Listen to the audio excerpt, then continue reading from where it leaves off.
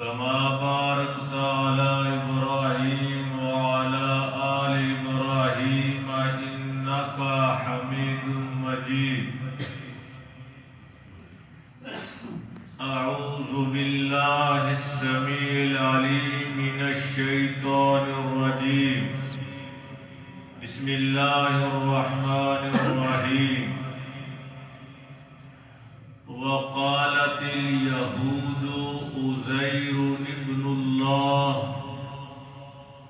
وقالت النصارى المسيح ابن الله ذلك قولهم بأفواههم يظاهرون قول الذين كفروا من قبل قاتلهم الله أنى يؤفكون. اتخذوا أحبارهم ورهبانهم أربابا من دون الله والمسيح ابن مريم وما أمروا إلا ليعبدوا إلها واحدا لا إله إلا هو سبحانه عما يشركون.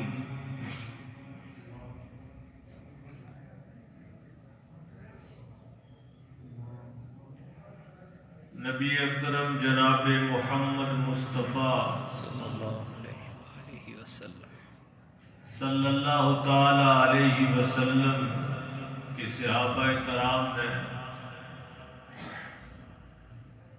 ایک علاقے پہ چڑھائی کی، لشکر کشی کی، علاقہ فتح ہو گیا، بہت سارے لوگ قیدی بن گئے، عورتیں بھی قیدی بن گئی. جب ان کو مدینہ لایا گیا تو ان میں ایک نوجوان لڑکی تھی، جس حال میں اس کو گرفتار کیا گیا تو اس کے سر پہ کپڑا بھی نہیں تھا. نبی اکرم صلی اللہ تعالی علیہ وسلم نے اپنی مبارک چادر اتار کے اس کے سر کے اوپر دے دی اور اس کو پردہ کروا دیا. اعتراض کرنے والوں نے کہا کہ یہ غیر مذہب ہے. آپ نے فرمایا بیٹی بیٹی ہوتی ہے، بیشک وہ کافر کی کیوں نہ ہو.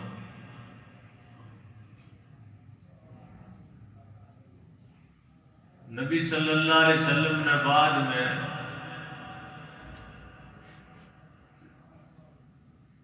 اس سے پوچھا کہ اب تو کیا چاہتی ہے؟ اگر تو کلمہ پڑھ لے، مسلمان ہو جائے تو تجھے عزت احترام اس سے بھی زیادہ ملے گا. اس نے کہا کہ میں حاتم طائی کی بیٹی ہوں. حاتم طائی بہت عرب میں مشہور سخی گزرا ہے، جو ایک بیک وقت سینکڑوں اونٹ سامان سے لدے ہوئے لوگوں میں تقسیم کر دیتا تھا. بڑا نام تھا اس کا.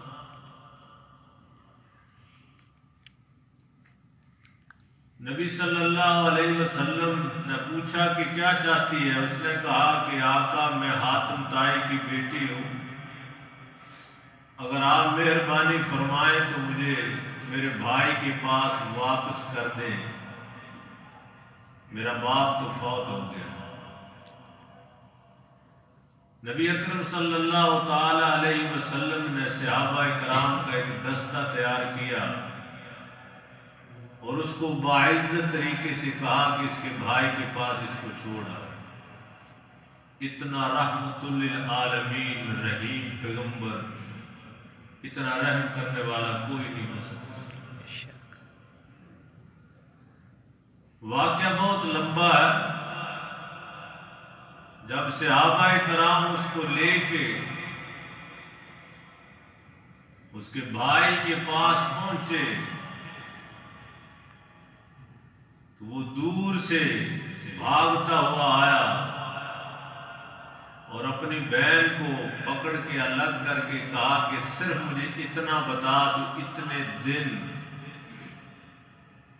غیروں کے پاس رہ کے آئی ہے، بطور قیدی رہ کے آئی ہے، پھر اتنا لمبا سفر کر کے تو واپس آئی ہے، صرف مجھے اتنا بتا دے تیری عزت بچی ہے یا نہیں بچی۔ وہ بہن تھی اور اس نے کہا کہ تو بڑا غیرت مند بنا پھرتا ہے، اگر تو اتنا ہوتا تو اپنی بیوی کو اور اپنے بچوں کو تو پناہ میں لے کے بھاگ گیا تھا، اور میرا خیال بھی نہیں تھا۔ اور اس نے بھی بڑا قیمتی جملہ کہا، کہنے لگے اے بھائی میں ان میں رہ کے آئی ہوں، اتنی غیرت، اتنی عزت، اتنا احترام میں نے ان کی آنکھوں میں دیکھا ہے، آج تک میں وہ تیری آنکھوں میں بھی نہیں دیکھا۔ میں اتنا لمبا سفر طے کر کے آئی ہوں، ان اللہ کے بندوں نے اس پاک پیغمبر محمد صلی اللہ علیہ وسلم کا کلمہ پڑھنے والے ہیں، انہوں نے مجھے آنکھ اٹھا کے نہیں دیکھا، بس یہ اپنی عبادت میں، اپنے ذکر و اذکار میں مشغول تھے۔ اس کا دوسرا سوال تھا کہ جن نے تجھے واپس کیا وہ کیسا ہے؟ کہتے کہ تو اسے بھاگا پھرتا ہے، وہ بہت رحیم کریم پیغمبر ہے، وہ تو ایسا ہے کہ جس نے ان کو ایک دفعہ دیکھ لیا وہ دیکھ کے ہی اس کا کلمہ پڑھ لیتے۔ بہرحال اس کا نام عدی تھا، عدی بن حاتم۔ اس نے اسی ٹائم تیاری کی اور مدینہ میں نبی صلی اللہ علیہ وسلم کے پاس پہنچ گیا۔ اس کے ذہن کے اندر یہ سوال تھا کہ محمد کریم صلی اللہ علیہ وسلم پتہ نہیں کتنے عظیم اونچے بادشاہ ہوں گے، ان کا پتہ نہیں کتنا تو عالی شان ان کا گھر ہوگا، کتنے تو ان کے نوکر ہوں گے، پتہ نہیں اس کا کتنا روب اور دبدبا ہوگا کہ پورے ارض میں ہل چل مچی ہوئی ہے، لوگ ڈرتے ہیں، کانپتے ہیں، وہ پتہ نہیں کیا ہوگا۔ یہ اپنے ذہن میں ایسے پروگرام بناتا جا رہا ہے۔ کہتا میں نبی صلی اللہ علیہ وسلم سے ملا تو ان کا کوئی باڈی گارڈ نہیں تھا، وہ اکیلے ہی تھے۔ مجھے ملے اور مل کے مجھے کہنے لگا چلو گھر چلتے ہیں۔ ہم جا رہے تھے تو وہ میرا پہلا جو تھا نا وہ افسون وہ ٹوٹ گیا کہ نہ اس کا کوئی باڈی گارڈ ہے نہ کوئی چیز ہے۔ جا رہے ہیں کہ راستے میں ایک عورت نے آواز دی کہ آقا میں آپ سے بات کرنا چاہتی ہوں، تو مجھے وہیں پہ چھوڑا۔ وہ ایک بوڑھی عام سی عورت تھی، پاک پیغمبر اس کی بات سننے کے لیے چلی۔ وہ اس کے جو ذہن کے اندر وہ جو بنے ہوئے تھے نا محلات، وہ بدترتیب گر رہے کہ وہ دنیا کا وہ بادشاہ نہیں ہے، وہ روب دبدبا وہ چیز نہیں ہے۔ کہتا ہے کہ پھر جب ہم نبی اکرم صلی اللہ تعالی علیہ وسلم کے گھر گئے تو بالکل وہ سادہ تھا، بیٹھنے کے لیے ایک چھوٹا سا اتنا بوریا تھا۔ تو میں سمجھا کہ اب یہ بھی ایک سردار کا بیٹا تھا، اس کے اندر وہ جو تھی نا آپڑ فون بہت زیادہ تھی۔ وہ کہنے لگا میں سمجھا کہ اب یہ خود گھر کا مالک ہے، اب یہ جو بھی ہے یہ بیٹھنے کے لیے چھوٹا سا ٹکڑا، اس پہ یہ خود بیٹھیں گے اور مجھے نیچے بیٹھنا پڑے گا۔ لیکن میرے پاک پیغمبر نبی اکرم صلی اللہ علیہ وسلم نے وہ ٹکڑا مجھے پیش کیا کہ آپ یہاں پہ بیٹھے۔ میں انکار کرتا رہا، آپ نے فرمایا نہیں تو مہمان ہے، تیرا زیادہ حق بنتا ہے کہ تو یہاں پہ بیٹھ۔ اور ایک تکیہ تھا وہ ٹیک لگانے کے لیے، وہ بھی مجھے دے دیا۔ یہ بھی مسئلہ یاد رکھنا، کسی مہمان کو تکیہ پیش کرنا یہ بھی سنت ہے۔ تو بہرحال یہ جو تفصیل میں نے باندھی ہے نا، یہ کوئی مسئلہ سمجھانے کے لیے باندھی ہے، کوئی واقعہ سنانا نہیں میرا مقصد۔ تو نبی اکرم صلی اللہ تعالی علیہ وسلم بیٹھ گئے، باتیں ہونے لگی، اور پاک پیغمبر نبی اکرم صلی اللہ علیہ وسلم نے فرمایا عادی ایک ٹائم آئے گا، وہ ہرا ایک جگہ ہے ایران کی طرف، وہاں سے ایک عورت اکیلی اونٹ پہ بیٹھ کے چلے گی اور بیت اللہ میں آ کے بڑے سکون کے ساتھ عمرہ کر کے واپس چلی جائے گی، اس کو کسی کا کوئی خوف نہیں ہوگا۔ عدی کہتا ہے میں نے فوراً سوال کیا آقا میری قوم کے ڈاکو کہاں جائیں گے؟ ان کے قوم کے ڈاکو بڑے مشہور تھے، وہ کہاں جائیں گے؟ آپ نے فرمایا وہ سب کلمہ لا الہ الا اللہ پڑھ کے مسلمان ہو جائیں گے، اسلام کا بول بالا ہو جائے گا۔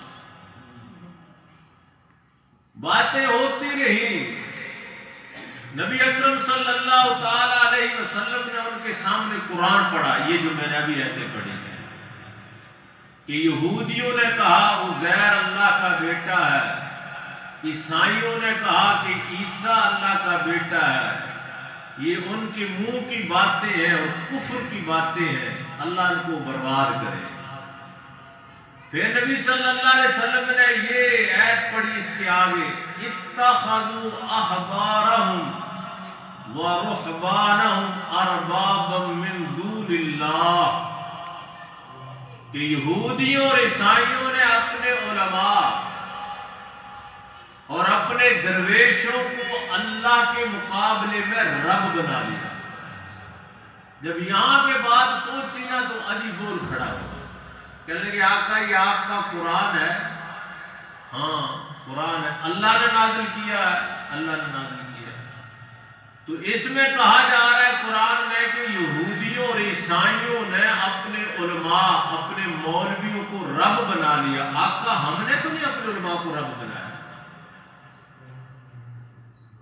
سردار کا بیٹا تک کھلی کھلی باتیں کر رہا ہے، ہم نے تو نہیں رب بنایا۔ رب کا مطلب ہوتا ہے کہ ان کو پوجا کرنا، ان کے سامنے جھکنا، ہم تو نہیں ایسے کرتے تھے۔ تو نبی اکرم صلی اللہ علیہ وسلم نے جواب دیا عدی ذرا دل تھام کے میری بات سن، جو تمہارے علماء تم کو کہہ دیتے ہیں کہ یہ چیز حرام ہے تم اس کو حرام مانتے ہو کہ نہیں؟ جس کو وہ حلال کر دیتے ہیں تم اس کو حلال مانتے ہو کہ نہیں؟ کہنے لگا ہاں یہ تو بات ہے۔ کہتا ہے جب کہ تمہاری کتابوں میں تورات اور انجیل میں وہ چیزیں حرام نہیں ہیں، تمہارے مولویوں نے کہہ دیا تم نے اس کو حرام مان لیا، تمہاری کتابوں کے اندر وہ چیز حلال نہیں ہے، تمہارے مولویوں نے کہہ دیا تم نے اس کو حلال مان دیا۔ یہی تو اللہ بنانا ہے، یہ کام کسی چیز کو حرام کر دینا حلال کر دینا یہ اللہ کا اختیار ہے، تم نے اللہ کا اختیار پکڑ کے اپنے مولویوں کو دے دیا۔ یہ اللہ رب العالمین قرآن مجید میں کہہ رہے ہیں کہ تم نے میرے مقابلے میں ان کو رب بنا دیا۔ تو بات سمجھائیے کہ نہیں آئی؟ مجھے پتہ نہیں آئی، جاؤ پھر مطلب کہنے کا یہ ہے کہ وہ عیسائی اور یہودی ان کے مولوی جو کچھ ان کو کہہ دیتے تھے، تحقیق نہیں وہ کرتے تھے کہ یہ ہماری کتاب تورات اور انجیل میں ہے کہ نہیں، جو کہہ دیا جس طرف لگا دیا اس طرف لگ جاتے تھے۔ اللہ رب العالمین نے اس کو شرک قرار دیا ہے۔ اللہ نے کہا یہ میرے مقابلے میں تم نے اپنے مولویوں کو رب بنا لیا۔ اب بھی نہیں سمجھائی تو میں ایک اور طریقے سے سمجھاتا ہوں۔ میں یہ آج کل بہت مشہور کلپ ہوا ہے، مکے کے اندر ایک مولوی ہے، میں اب اس کا نام نہیں لوں گا، تو اس سے کسی نے سوال کیا، اب غور کرنا اب بات سمجھائیں۔ اس سے کسی نے سوال کیا کہ مغرب کی اذان کے بعد یہاں سعودی عرب میں مغرب کی اذان کے بعد 2 نفل پڑھنے کا ٹائم دیا جاتا ہے پورے سعودی عرب میں، مکے میں بھی مدینے میں بھی تمام مسجدوں میں، اور بہت سارے لوگ پڑھتے ہیں۔ تو حضرت صاحب آپ فرمائیں کہ ہم وہ 2 نفل پڑھ لیا کریں یا نہ پڑھا کریں۔ اب اس مولوی کا جواب پتا ہے وہ کیا کہہ رہا ہے، وہ کہہ رہا ہے کہ حدیث صحیح ہے، نبی صلی اللہ علیہ وسلم نے اس کے پڑھنے کا ثواب قرار دیا ہے، آپ نے اجازت دی ہے، پڑھ سکتے ہو، لیکن لہذا میرے نزدیک امام ابو حنیفہ رحمۃ اللہ علیہ اس کو مکروہ جانتے ہیں، لہذا میں اس کو مکروہ سمجھتا ہوں، اس کو نہ پڑھا کرو۔ میں یہ سن کے اس کا جواب تڑپ گیا کہ حدیث بھی صحیح ہے، رسول اکرم صلی اللہ علیہ وسلم سے ثابت ہو رہا ہے، پھر وہ کون شخصیت ہے جو اس کو مکروہ قرار دیتی ہے؟ یہی چیز تھی جو قرآن مجید میں نبی صلی اللہ علیہ وسلم عدی بن حاتم کو سمجھا رہے ہیں۔ وہ سمجھا رہے ہیں کہ جو چیز دین وہ ہے جو اللہ پاک نے نازل کیا، آسمانوں سے نازل ہوا، جو پیغمبروں نے کہا، تم نے اللہ کی بات کو بھی چھوڑ دیا، پیغمبروں کو وہ بات کو بھی چھوڑ دیا، مولویوں کے پیچھے لگ گئے۔ وہ کون ہوتا ہے مولوی جو نبی اکرم صلی اللہ علیہ وسلم اور اللہ کے قرآن کے مقابلے میں بات؟ عظیم بھائیوں ذرا غور سے پڑھیں، دین کیا ہے؟ دین وہ ہے جو اللہ نے کتاب میں نازل کیا، جو رب العالمین کے پاک پیغمبر کی زبان مبارک سے نکلا۔ ایک واقعہ اور سنا کے بات ختم کرتا ہوں۔ حضرت عمر فاروق رضی اللہ تعالی عنہ مکہ میں آئے، حجر اسود کے پاس پہنچے۔ حجر اسود نبی اکرم صلی اللہ علیہ وسلم نے ارشاد فرمایا، حجر اسود کو کل قیامت والے دن اللہ دو آنکھیں اور ایک زبان دے گا۔ یہ اللہ کے دربار میں کھڑا ہو کے جس نے اس کو بوسہ دیا ہوگا، یہ سفارش کرے گا، یا رب العالمین اس بندے کو، اس نے مجھے بوسہ دیا تھا، میں اس کی سفارش کرتا ہوں، یہ اس کی فضیلت ہے۔ کس نے بیان کی؟ میرے پاک پیغمبر۔ کیوں بیان کی؟ آپ نے فرمایا یہ جنت سے آیا ہے۔ حضرت عمر فاروق رضی اللہ تعالیٰ عنہ اس حجر اسود کو مخاطب کر کے کہتے ہیں، اِنَّا کا حجر، تو پتھر ہے، میں جانتا ہوں تو نہ نفع دے سکتا ہے نہ تو نقصان دے سکتا ہے، میں صرف تجھے اس لیے بوسہ دے رہا ہوں کہ میری آنکھوں نے خود دیکھا ہے کہ کائنات کے امام محمد صلی اللہ علیہ وسلم تجھے بوسہ دے رہے ہیں۔ دین کیا ہے؟ دین اسی چیز کا نام ہے، نہ اپنی عقل کا، نہ کسی مولوی کی بات کا۔ دین اس چیز کا نام ہے جو میرے پاک پیغمبر نے فرما دیا، جو اللہ تعالیٰ نے فرما دیا، وہ دین ہے۔ اس کے اوپر عمل کرو، ثواب ملے گا۔ باقی اپنی عقلوں سے جتنا مرضی جو کچھ مرضی کرتے پھرو، وہ دین نہیں ہے، بجائے ثواب کی اس کا عذاب ملے گا۔ ایک صحابی ایک دعا پڑھا کرتے تھے، ابھی میرے ذہن میں آیا، اس کی وہ دعا اس کا بیٹا سن سن کے اس نے بھی یاد کر دی۔ باپ جو پڑھا کرتا تھا، جو گھر میں بات ہوتی ہے تو وہ بچے تو نقل کرتے ہیں، تو اس کے بیٹے نے بھی وہ دعا یاد کر لی اور اس نے بھی پڑھنا شروع کر دیا۔ ایک دن باپ نے اپنے بیٹے کو بلایا اور بلا کے پوچھا کہ یہ جو دعا تو اب پڑھنی شروع کر دی، تو کیوں پڑھتا ہے؟ کوئی بات سمجھ آ رہی ہے؟ زبان بھی نہیں ہلا سکتے۔ اس نے پوچھا کہ یہ دعا تم کیوں پڑھتے ہو؟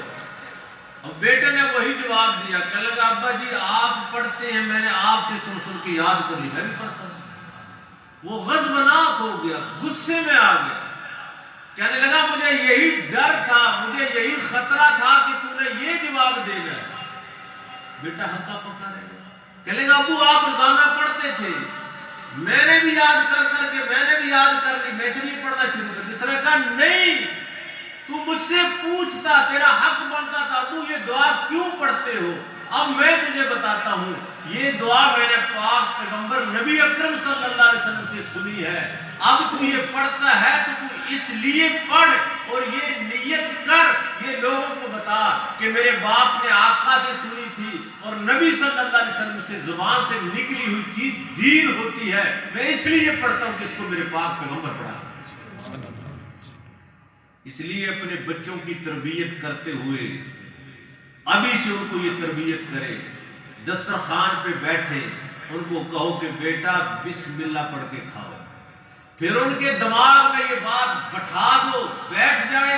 اس کا حکم ہے کہ کھانا کھانے سے پہلے بسم اللہ پڑھا، بیٹا دائیں ہاتھ سے کھایا کرو۔ کہ بیٹا میں نہیں کہہ رہا یہ میرے پاک پیغمبر کا جس کا ہم نے کلمہ پڑھا ہے نا، اس نے کہا ہے کہ دائیں ہاتھ سے کھایا کرو، بیٹا اپنے سامنے سے کھاؤ، یہ بھی میرے پاک پیغمبر کی تعلیم ہے۔ اس نے ارشاد فرمایا جس کا ہم نے کلمہ پڑھا ہے کہ کھانا اپنے سامنے سے کھاؤ، دوسرے کے سامنے سے نہ کھاؤ۔ یہ چھوٹی چھوٹی باتیں جب بتاؤ گے پھر دین کے اوپر عمل ہوگا، رب آسمانوں پہ راضی ہو جائے گا، تمہارا گھر جنت بن جائے گا۔ یہ چیزیں، یہ دین ہے، اس چیز کا نام دین ہے۔ یہ نہیں ہے کہ ہمارے فلانے مولوی اس کو مکروہ سمجھتے ہیں، وہ اس کو نجائز سمجھتے ہیں، ہمارے نزدیک ایسے نہیں ہے، ہم نے تو یہ دیکھا نہیں ہے۔ نہیں، جو بھی کوئی بات کر رہا ہے، میں کر رہا ہوں، آپ مجھے آگے پوچھ سکتے مولوی صاحب آپ نے فلاں مسئلہ فلاں دفعہ یہ بیان کیا تھا، بتاؤ وہ لکھا ہوا کہاں؟ کیا وہ پاک پیغمبر سے ثابت ہے کہ نہیں ہے؟ جب وہ نبی صلی اللہ علیہ وسلم سے ثابت کر دو، اس کے اوپر عمل کرو، اور بھی لوگوں سے پوچھو، ان سے پوچھو کہ آپ ہمیں یہ جو لوگوں کو ہمیں بتاتے ہو کہ یہ فلاں قبر پہ جا کے سجدہ کرو، فلاں پہ چادر چڑھاؤ، فلاں پہ یہ کرو، یہ کہاں ہے؟ نبی اکرم صلی اللہ علیہ وسلم تو آخری سانس جو تھے، آپ کی آخری جو وقت تھا، آپ تو یہ ارشاد فرما گئے تھے لعن اللہ الیہود والنصارى اتخذوا قبور انبیائہم مساجدا، کہ میرے پاک پیغمبر نے فرمایا اللہ یہودیوں اور عیسائیوں پہ لعنت کرے، اللہ یہودیوں اور عیسائیوں پہ لعنت کرے، اللہ یہودیوں اور عیسائیوں پہ لعنت کرے۔ کیوں لعنت کرے؟ کہ انہوں نے اپنے انبیاء نبیوں کی قبروں کو سجدہ گاہ بنا لیا، سجدے کی جگہ بنا لیا تھا، نماز کی جگہ بنا لیا تھا۔ اب انبیاء اور پیغمبر سے اونچا دنیا میں نہ کوئی پیدا ہوا ہے نہ ہوگا، وہ کون رہ گیا ہے اب جس کی قبروں کا طواف بھی ہو رہا ہے، سجدے بھی ہو رہے ہیں، مانگا بھی جا رہا ہے؟ یہ سب حرام ہے۔ لا الہ الا اللہ کی دو معنی ہیں، یاد کر لو، یاد کر لو اچھی طرح۔ ایک تو ہے غیر کا انکار کرنا، باقی سب کا انکار کرنا، صرف ایک اللہ کا اقرار کرنا۔ اقرار اور انکار دو چیزوں کا نام ہے لا الہ الا اللہ۔ غیروں کا انکار، سب سے پہلے انکار ہے، لا میں نے نہیں ہے، کوئی بھی نہیں ہے، نہ کوئی غوث ہے، نہ کوئی دستگیر ہے، نہ کوئی داتا ہے، نہ کوئی بگڑی بنانے والا ہے، باقی کوئی نہیں ہے الا اللہ، مگر اللہ۔ یہ میں نے پہلے بھی آپ کو سمجھایا تھا کہ اللہ ہی عبادت کے قابل ہے، اللہ ہی سجدے کے قابل ہے، اللہ ہی کے لیے نظر و نیاز ہے، اللہ ہی کے لیے سجدہ ہے، اللہ بھی ہے۔ جب یہ کہو گے پھر کفر ہو جائے گا، پھر شرک ہو جائے گا۔ بھی نہیں، بھی ہے۔ جس طرح تم چاہتے ہو کہ ہماری بیوی ہمیں کہے تو ہی میرا خامد ہے، پھر تو ٹھیک ہے، اگر وہ کہے گی تو بھی خامد ہے اور بھی ہے، ہوگا برداشت؟ تو یہ برداشت نہیں ہے، تو رب العالمین کو بھی شرک برداشت نہیں ہے۔ اللہ سے دعا ہے کہ اللہ عمل کی توفیق نصیب فرمائے، آمین۔ وآخر دعوانا ان الحمدللہ رب العالمین۔